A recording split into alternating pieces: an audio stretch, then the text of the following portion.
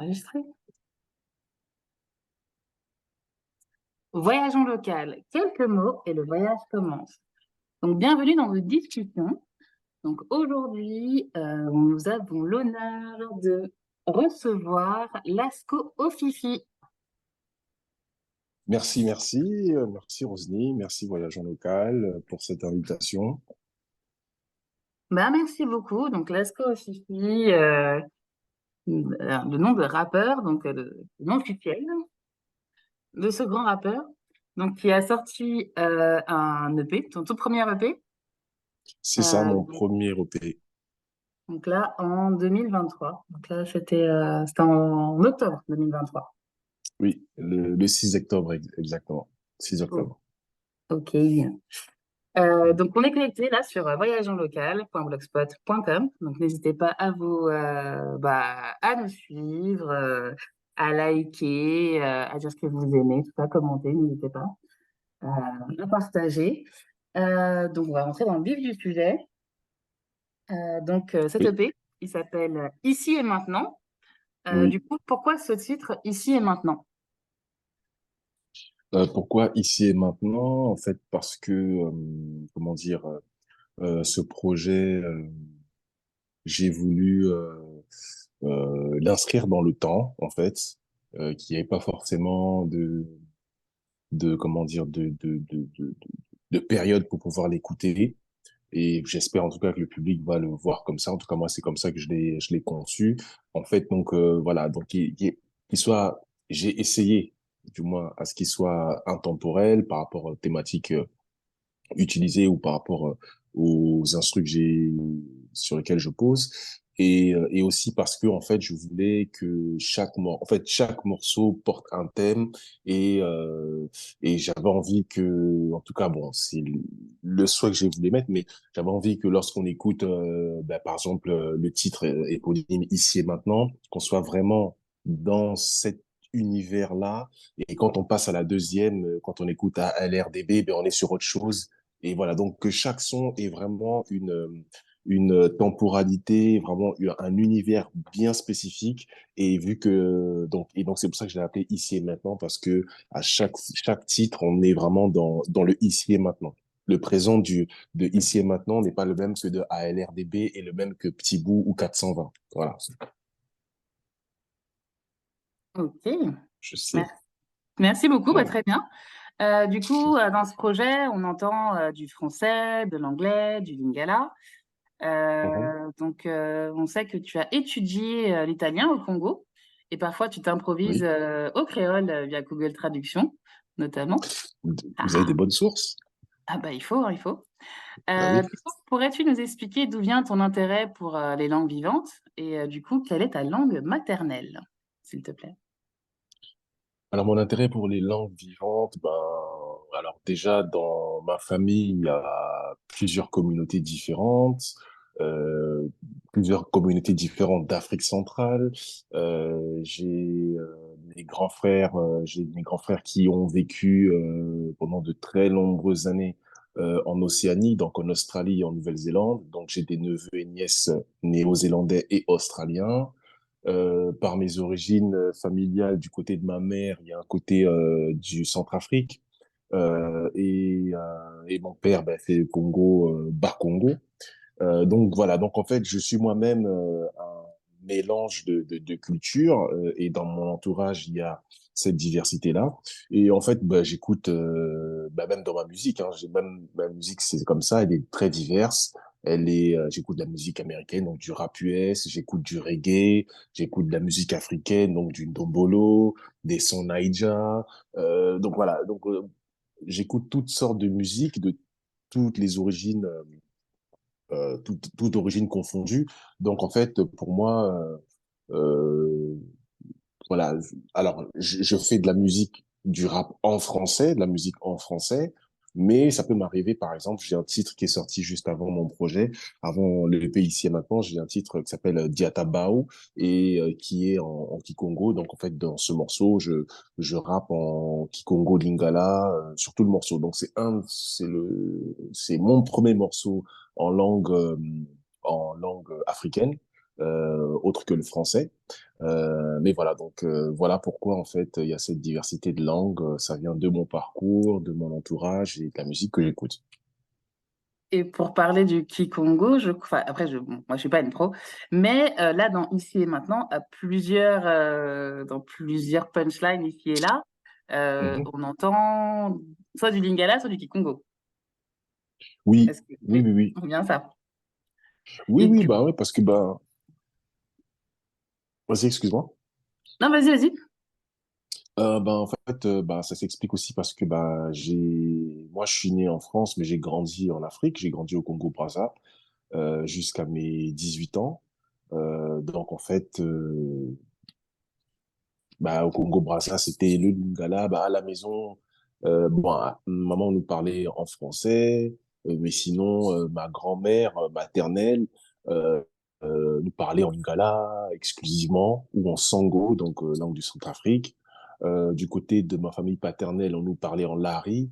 Donc, donc voilà, donc mon oreille a été habituée dès le plus jeune âge à entendre ces langues qui font partie de mon patrimoine, quoi. Et voilà pourquoi, donc ça se retranscrit même des fois dans l'argot, si je peux dire ça, un peu français congolais, quoi, même. Enfin, je veux dire, au Congo, on parle français, mais des fois, on va placer des mots de lingala dedans. Voilà, donc du coup, ça se retranscrit un peu dans mes textes, voilà, et vu que, voilà, devant le micro, et on est censé un peu se délivrer, se libérer, donc des fois, ben, ça, c'est dans mon naturel, donc voilà, des fois, je peux sortir un petit Oyoki ou Kebamasta, ou voilà, des petits trucs comme ça, quoi. La traduction pour ceux qui ne connaissent pas encore, Oui, pour oui, nous qui ah, ne désolé, connaissons pas désolé. encore. Désolé. Oyoki, ça veut dire t'as entendu. Donc, un peu comme Jackie Brown quand il dit t'entends pas ou quoi. Donc, Oyoki, donc t'as entendu, t'entends pas. Mhm.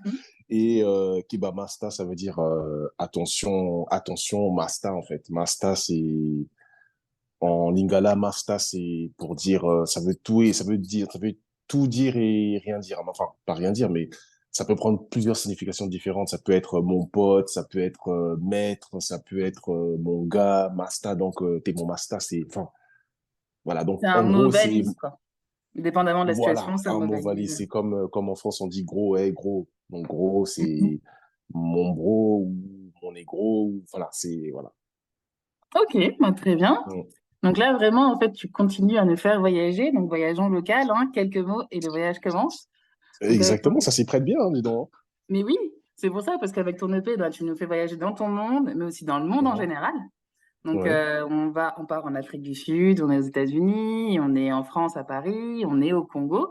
Est-ce que tu peux nous en dire Oui, plus là-dessus? et en plus, oui, je voulais juste rajouter dans un de mes titres, dans le titre Life, avec PAT, dans l'ordre d'apparition, moi, PAT, Illusionist et Nas de Nausée. Donc, en fait, Illusionist, c'est un rappeur d'Afrique du Sud.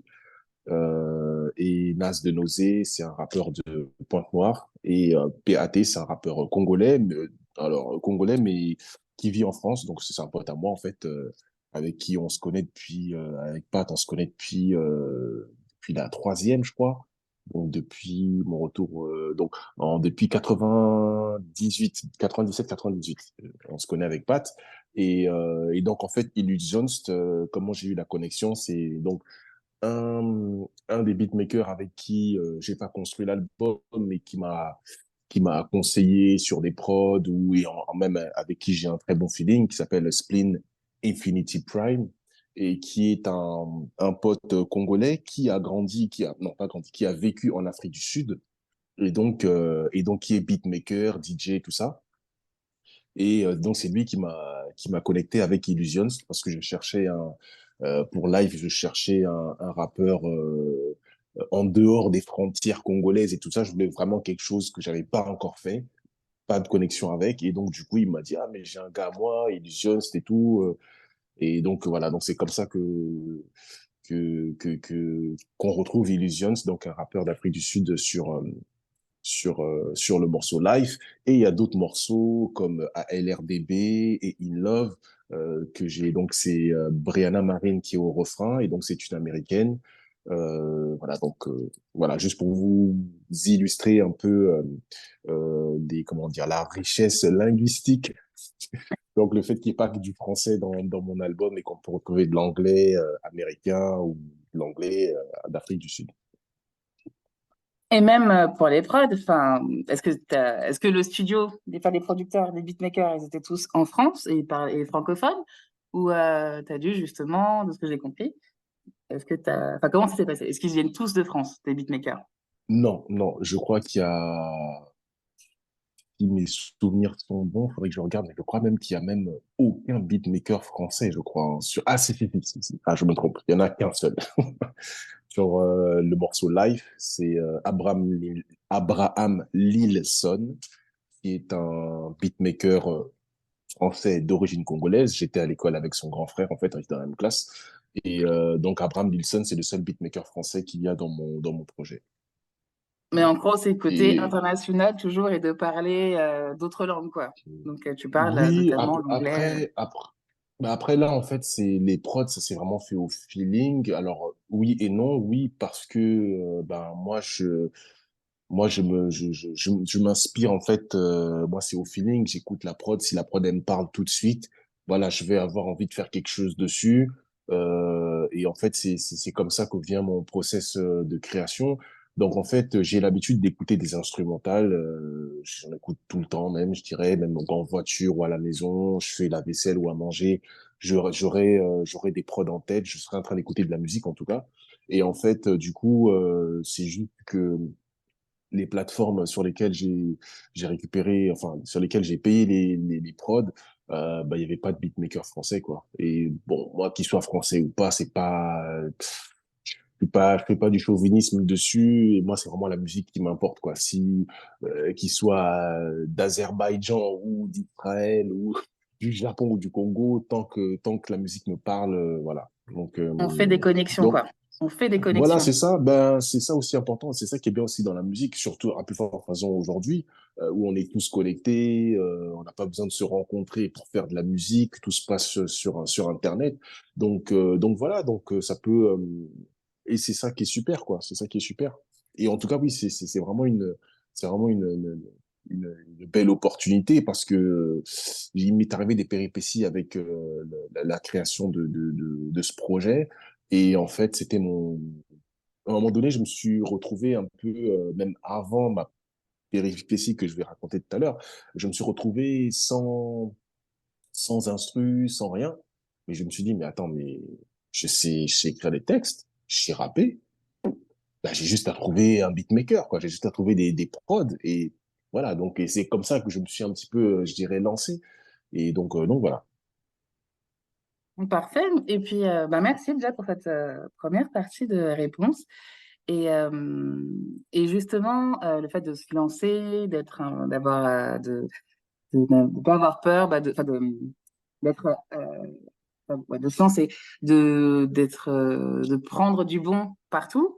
Ce qu'on note aussi à travers le projet, c'est qu'il y a effectivement tes textes, mais on retrouve aussi des extraits de films, voire de documentaires. Pourquoi tu fais Mhm. ce choix? Bah parce qu'en fait, je suis de l'école, enfin, l'école, comment dire, IAM, le groupe IAM m'a beaucoup inspiré.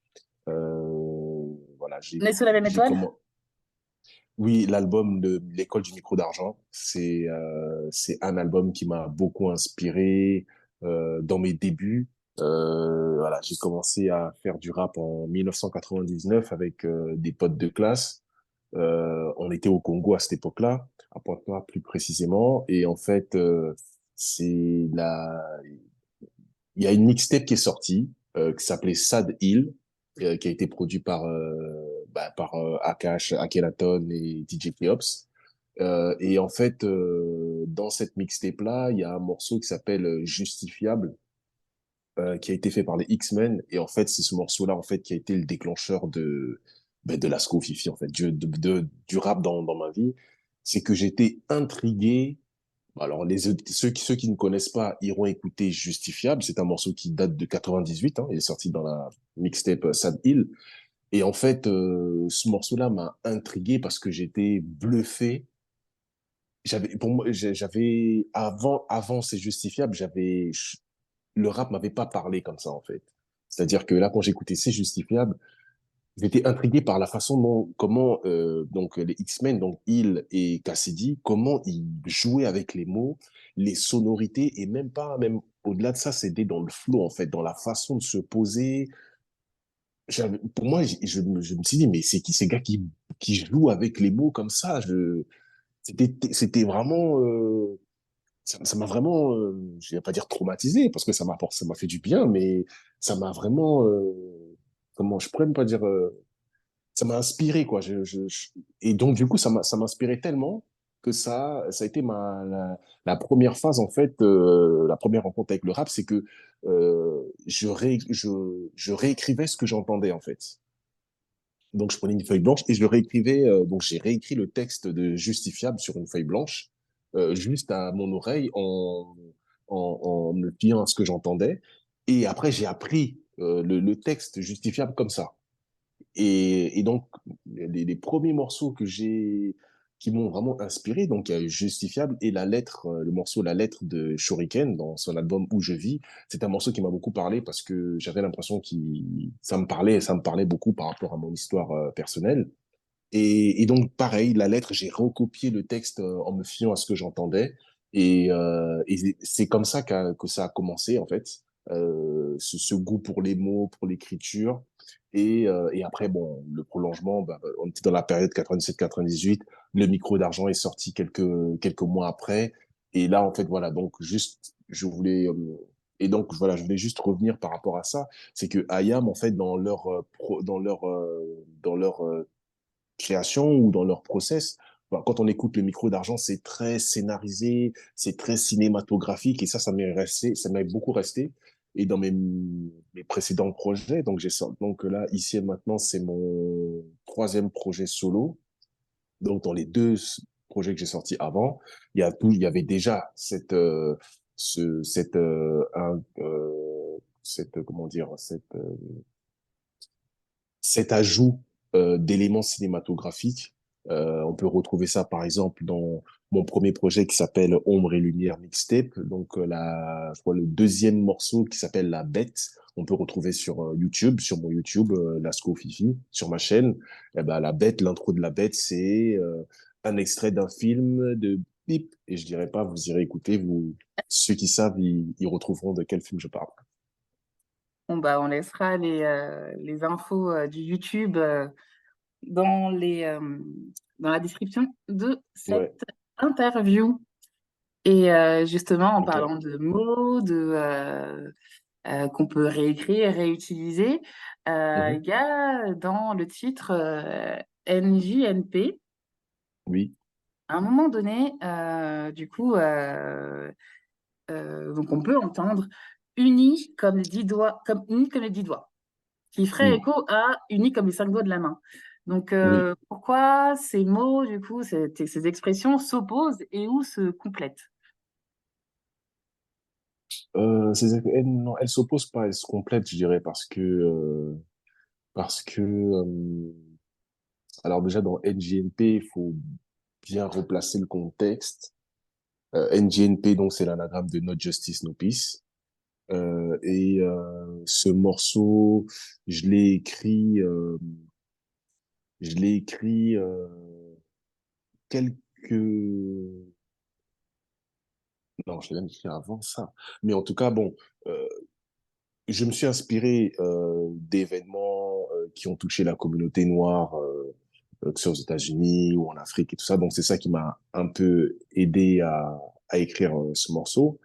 Et en fait, ben, le constat que je fais dans NJNP, c'est que, enfin l'idée générale, hein, c'est que effectivement il y a de l'injustice, mais il y a de l'injustice. Cette injustice ne peut nous touchera tant qu'on ne sera pas unis en fait. Et donc, en fait, dans la phrase que tu as pris, qui est dans le deuxième couplet du morceau, Et même, je commence par là, euh, les fils de Kama aiment tout le monde, mais s'aiment pas. Ah non, ça c'est dans le deuxième. Non, je me trompe, mais faudrait que je reprenne mon texte parce que là, tu me prends de court. Mais en fait, l'idée générale, c'était tout simplement, effectivement, il y a peut-être de l'injustice, mais tant qu'on restera unis, comme les 10 doigts de la main, ben, on ne pourra pas nous atteindre, ou en tout cas très difficilement. Et c'est pour ça que justement, après ça, après cette phrase-là, je cite des noms, Cheikh Anta Diop, Lumumba et euh, Marcus Garvey Mosiah. Et donc, en fait, ces icônes-là, ces personnes-là ont, ont joué un rôle dans la conscientisation et dans la conscience noire, en tout cas pour ceux qui le sont. C'est pas des mots, c'est pas des noms qu'on place dans le vague comme ça, c'est des noms qui ont vraiment une importance par rapport aux choses auxquelles ils ont dû faire face en fait à leur époque. Euh, et donc voilà en fait. Et en somme, effectivement, ce sont que des personnes qui ont eu une importance, ce sont des personnes isolées, mais si toutes ces personnes étaient un peu groupées et si bah, l'homme africain connaissait son histoire et si l'Afrique n'était pas qu'une succession de pays, mais qu'un seul continent, un seul pays, bah, peut-être que on vivrait pas les temps qu'on vit en ce moment en Afrique. Oui, effectivement, à un moment donné, tu parles des États-Unis d'Afrique, je me rappelle. Exactement. Oui. Et, euh, et puis, bah, il y a aussi comme ça d'autres expressions des punchlines, des expressions que tu proposes, Mhm. comme enfin, un peu en vrac, hein, donc, on l'a dit, unis comme les 10 doigts, ça c'est dans NJNP. Oui. On a l'écriture est ma lanterne dans Oui. ALRDB, à la recherche du Oui. bonheur. Oui. Dans À la recherche du bonheur aussi, on a aussi dans ma tête, j'ai perdu le visage de mon père. Mhm. Dans Life, on a les paroles s'envolent, les actes laissent les traces. Mhm.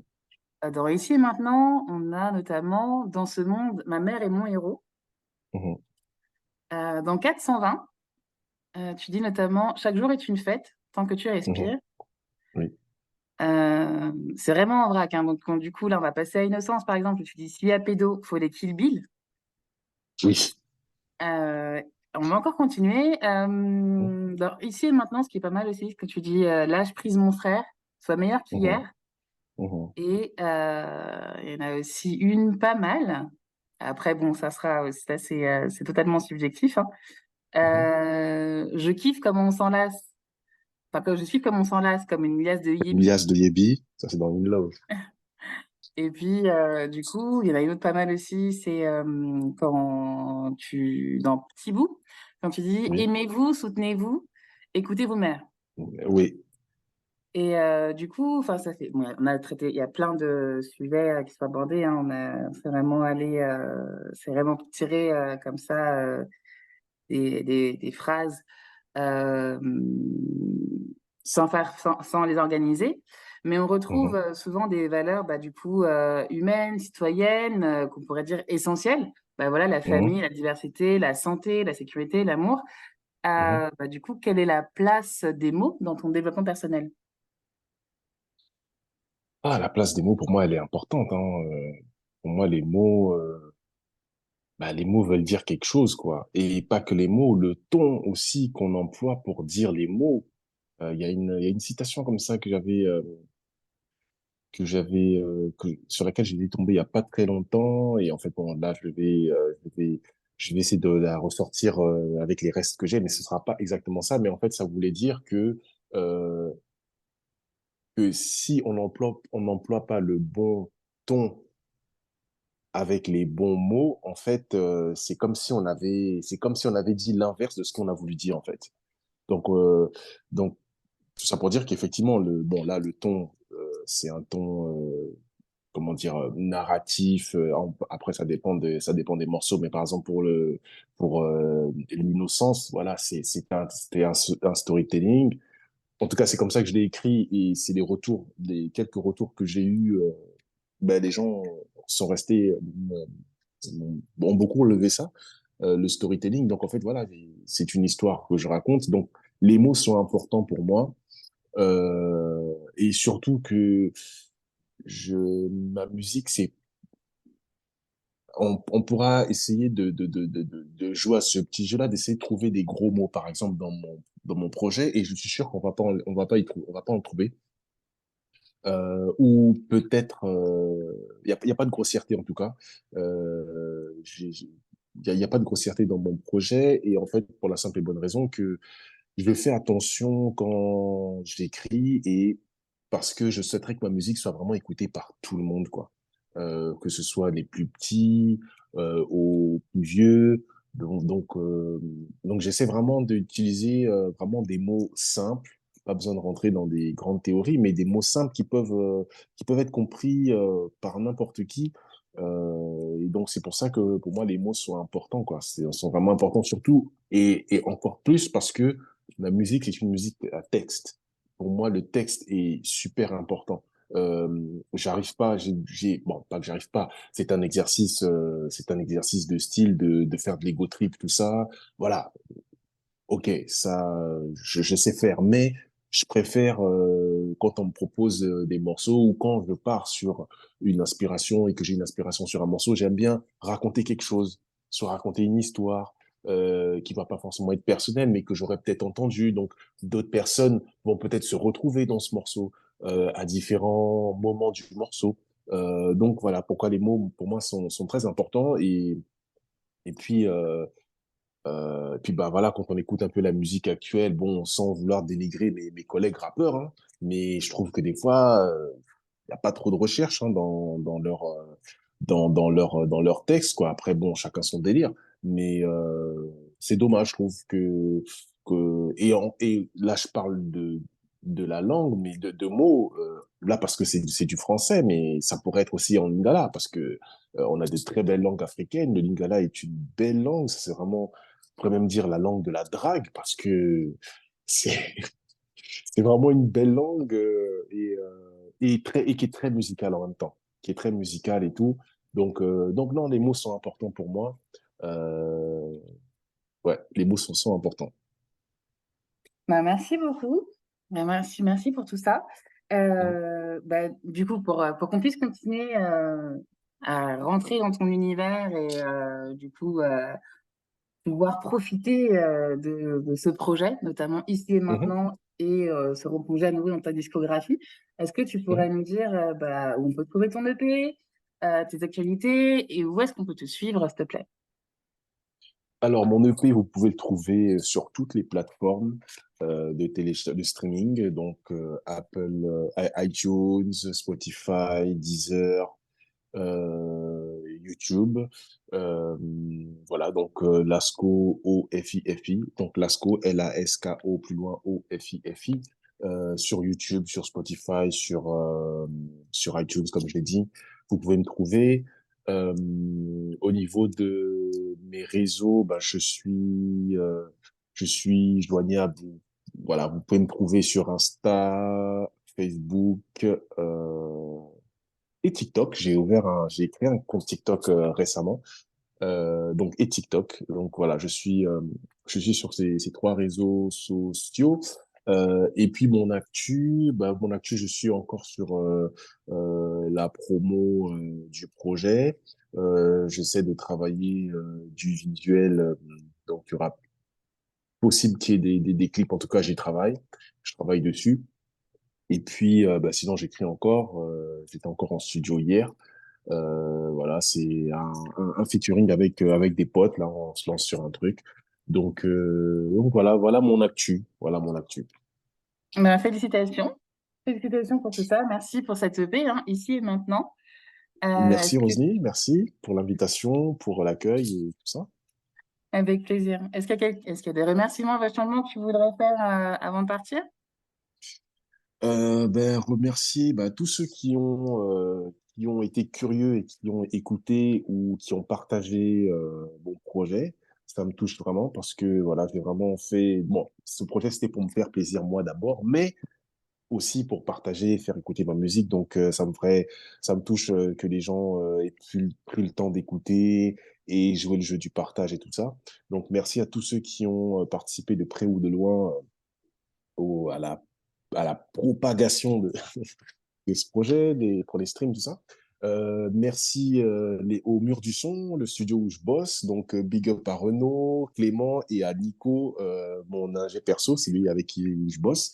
Donc, merci les Murs du Son, ceux qui m'ont accompagné, tous les artistes qui ont participé sur le projet. Donc, j'en place une pour mon gars Jack Morak, pour ma pote Chris, The Chris, pour Spleen Infinity Prime, Illusionist, Pat, faut pas que j'oublie, on n'est pas si nombreux que ça. Qui d'autre? Brianna Marine. Et puis ben, les beatmakers bien sûr. Donc Dream Life qui a produit plusieurs titres du projet. Dream Life, Ashuka Made It, All Rounder, euh, Beatbuster que je suis déjà depuis une quinzaine d'années, donc depuis l'époque SoundClick, Big Up Beatbuster. The Creators qui ont fait ici maintenant, donc tous les beatmakers qui ont participé, Spleen Infinity Prime encore une fois, Bafouron Empire qui est un studio au Congo qui a mixé quelques sons du projet aussi. Donc voilà, donc big up à tous. Et puis bah, ma famille, hein, maman, ma passa, bon, ma passa, parce que avant, il y a quelques années, j'avais un groupe avec mon frère et c'était ma passa, donc big up ma passa. Big up à mes petits bouts. Et puis big up à mes grands frères, big up Cricri, big up Coco Vonga, et puis big up la famille Basumba, écouteront euh, tous ceux qui écouteront ce podcast, big up à vous. Merci Rosely, big up Voyage en local, et puis le meilleur est à venir. Bah, merci beaucoup. Merci pour ces remerciements. Bravo pour ces remerciements très riches, généreux. C'est très Mhm. bien. Bah, merci pour ce moment. Et puis, bah, c'était Voyage en local, quelques mots. Et le voyage commence. À très bientôt. Bye, big up, merci.